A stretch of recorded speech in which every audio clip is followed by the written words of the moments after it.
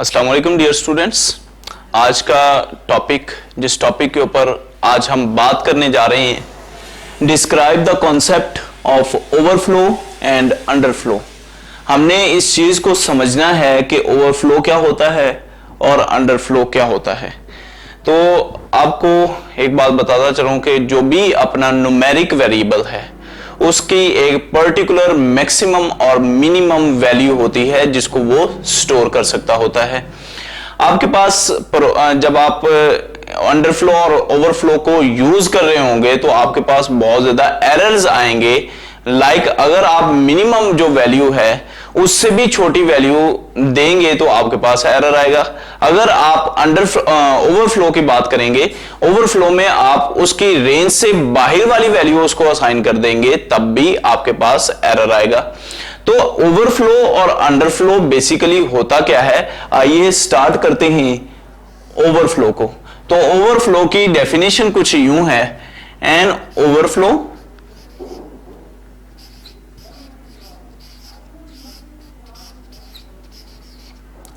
occur when the value is assigned to a variable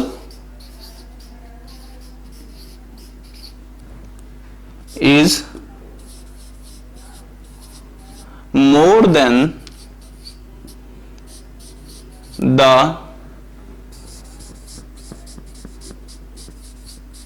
maximum value।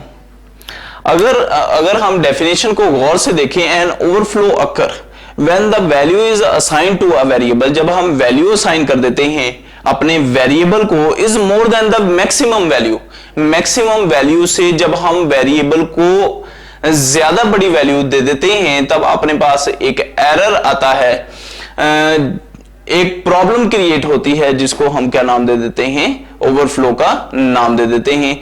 अब दूसरा point अपने पास underflow का है। तो अंडरफ्लो की डेफिनेशन कुछ यूं है, an underflow occur when a value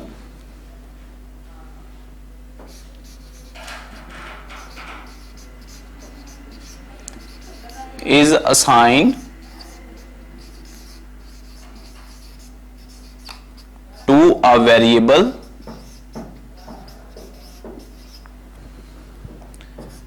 is less than the minimum value।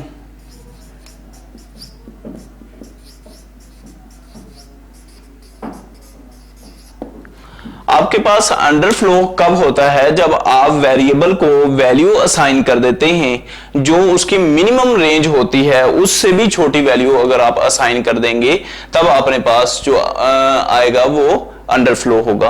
अब इंटीजर जो आपका वेरिएबल है इसकी जो रेंज है वो 32768 to 32767 माइनस 32768 to 32767 तक है। ये इंटीजर वेरिएबल की अपने पास क्या है, रेंज है। अगर तो हम इसकी रेंज से कम वैल्यू दे देंगे तो अपने पास अंडरफ्लो होगा। अगर हम इसकी वैल्यू से ज्यादा वैल्यू दे देंगे तब अपने पास क्या होगा, ओवरफ्लो होगा।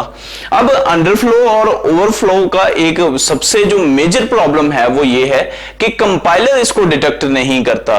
जब कंपाइलर इसको डिटेक्ट नहीं करता तो फिर ये किस तरह से पता चलता है, यूजर को ये वैल्यू असाइन करते वक्त देखना पड़ता है कि मैं आया कि उसकी रेंज से मिनिमम वैल्यू तो नहीं दे रहा, या मैं उसकी मैक्सिमम रेंज से बड़ी वैल्यू तो उसको असाइन नहीं कर रहा।